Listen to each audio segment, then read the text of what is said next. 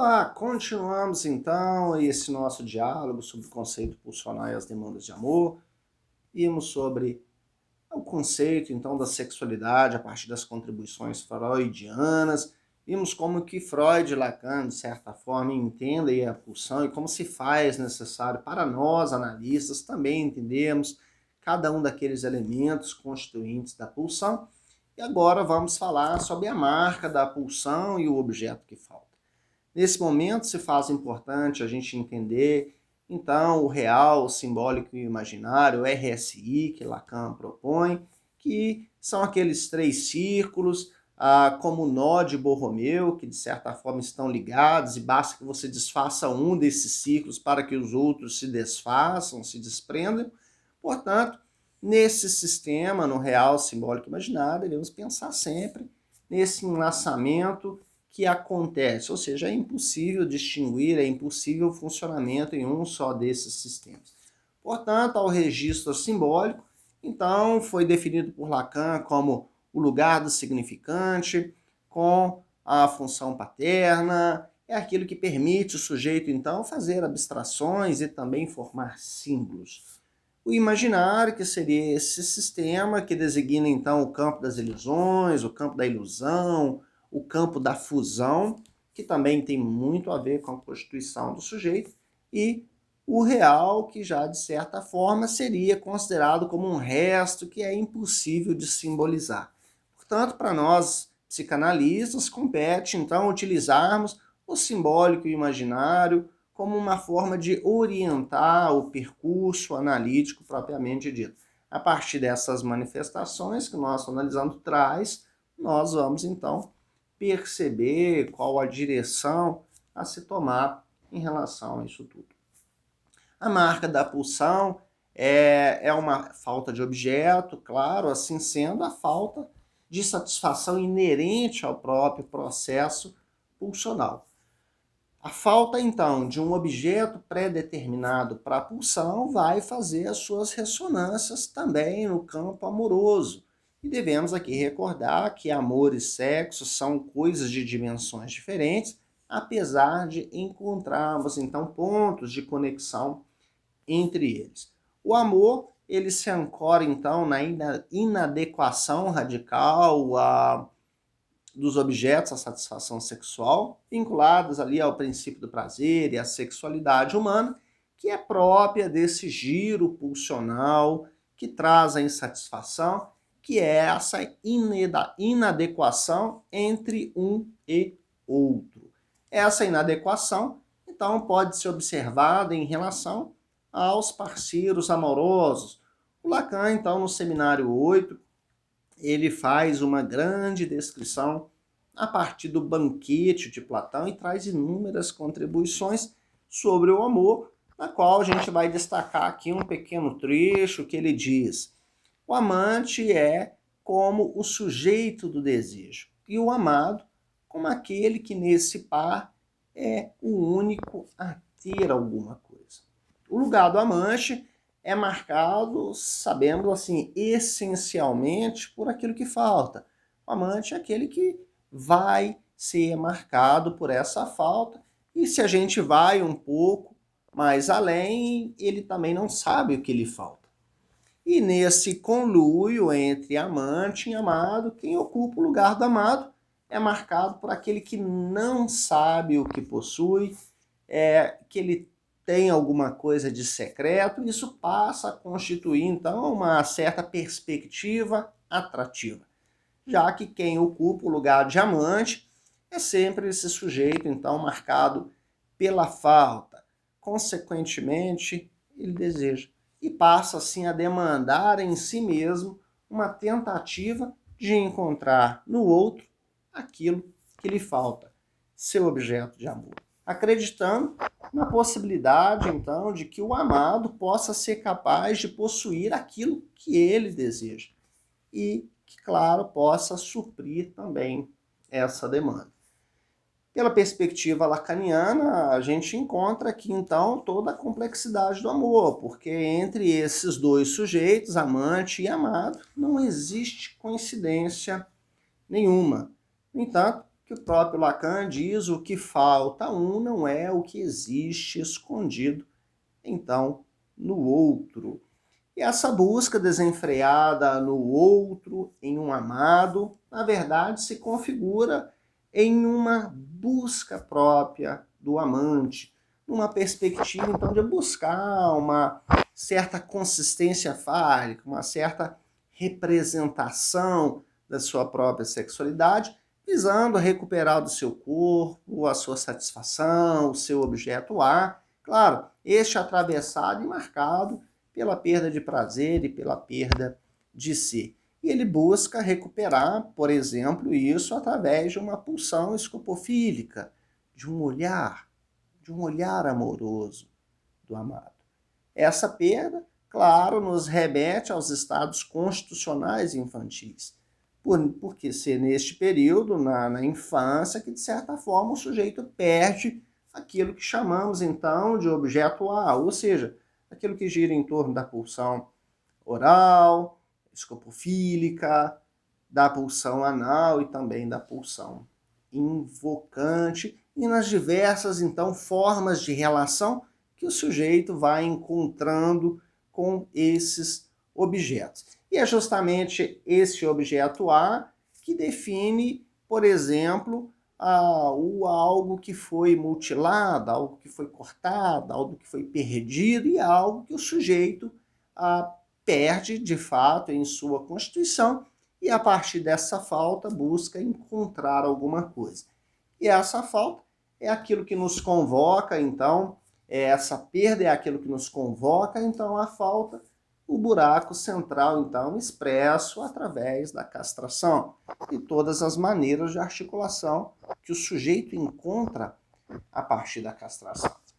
Ou seja, é através da castração, na psicanálise entendida em todas as suas operações, que opera na ordem do simbólico e provoca a busca, ou provoca uma busca do sujeito por seu implemento. Ele visa procurar a parte de si próprio que foi perdida, um reencontro que jamais será possível, pois o que foi perdido, de certa forma, foi perdido de forma definitiva.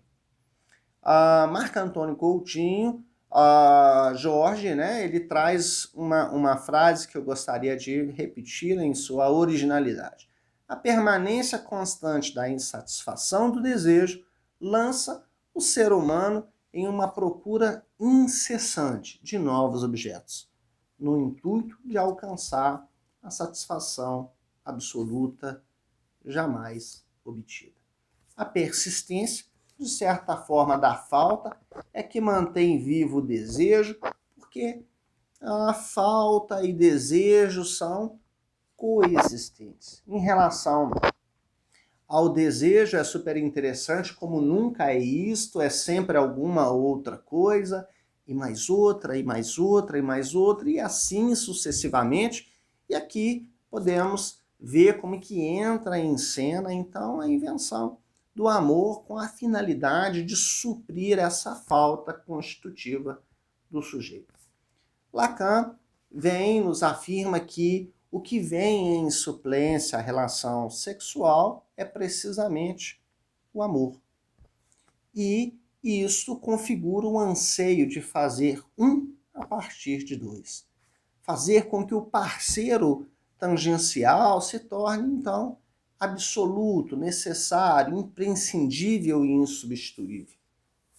O amor e desejo são radicalmente, então, opostos, uma vez que o amor é a tentativa de resposta exitosa do sujeito à sua falha inerente ao desejo.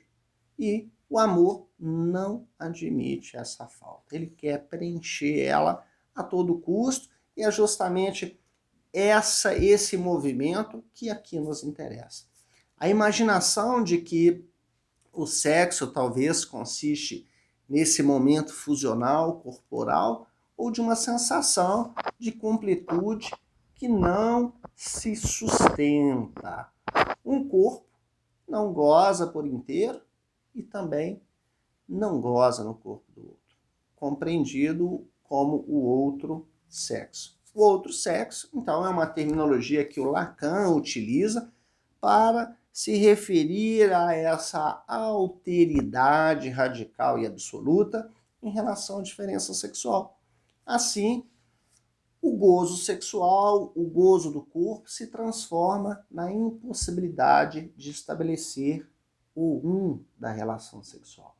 Se há gozo, este só pode então ser manifesto de forma parcial, o que torna distante então o completo envolvimento dos corpos, a exemplo, por exemplo, do abraço. Por mais caloroso que seja, a gente não consegue abarcar todo o imaginário. Entretanto, isso não impede, ao ser falante, então, a crer na sonhada plenitude junto ao outro. E é nesse ponto, então, que surge o engano do amor. Eu acho super bacana a metáfora que é trazida ali no banquete, a partir da leitura do Seminário 8, que o Lacan fala sobre, então, todas as concepções que os convivas do banquete de Platão trazem e o do mito de Andrógeno. O andrógeno era um ser composto de vários braços, várias pernas, algumas cabeças, e de certa forma, por sua própria forma arredondada, esses seres acreditavam que eram completos demais. Um dia, cheios de sua completude, então eles acreditam que podem então invadir o Olimpo e confrontar o próprio Zeus. Eles vão até lá e Zeus fica enfurecido com isso e, de certa forma, os pune. E essa punição é justamente cindir, cortar esses seres ao meio.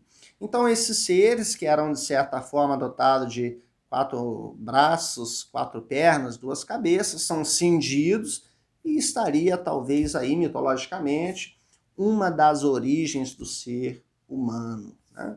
Aquele ser humano que antes era completo, que agora, pelo seu orgulho, pela sua busca, são divididos. Num dado momento, eles se dividem, ficam malucos, porque eles sabiam que já foram plenos, e agora foram divididos, e ficavam loucamente procurando a sua cara metade. E de forma que quando encontravam a sua cara metade, eles se abraçavam e ficavam ali tentando recuperar toda a sua completude e morriam ali abraçados. Zeus, percebendo isso, manda Apolo uma segunda vez, Apolo que foi esse que cortou eles ao meio, ele manda eles de novo, manda Apolo de novo e manda, de certa forma, virar a cabeça para o lado do mesmo sexo, para que de alguma forma, quando esses sujeitos se encontrassem, então pudessem se sentir conectados, plenos. É super interessante esse mito, ele traz várias outras características que são importantes, mas em torno desse mito, de certa forma, é interessante a gente pensar essa completude e essa busca desenfreada que o sujeito faz, então, nessa tentativa de resgatar aquilo que um dia ele teve. Assim como os andrógenos, que foram partidos e começavam a buscar loucamente a sua outra metade, tentando resgatar essa sensação de plenitude que um dia eles tiveram. Como nós podemos entender isso na psicanálise? Existe um momento em que a criança, ali nessa relação simbiótica com a mãe, também se sente plena em suas sensações, ela acredita que ela e a mãe são uma só. Existe até o que Lacan traz para a gente, denominado como a língua materna, aquela conversa que existe ali entre grunhidos, somente entre a mãe e o bebê, e a mãe consegue compreender muito bem a comunicação do bebê, e ele se sente pleno por sentir-se satisfeito e de alguma forma atendido em suas necessidades. Então, há esse momento em que a criança sente essa plenitude, a partir do momento que ela vai crescendo, se constituindo, há uma cisão, uma divisão. Portanto, essa cisão é o que marca a falta constitutiva do sujeito e que, de certa forma, faz com que ele tente sempre buscar no outro essa tentativa de completude, como se o outro fosse capaz, então, de completá-lo.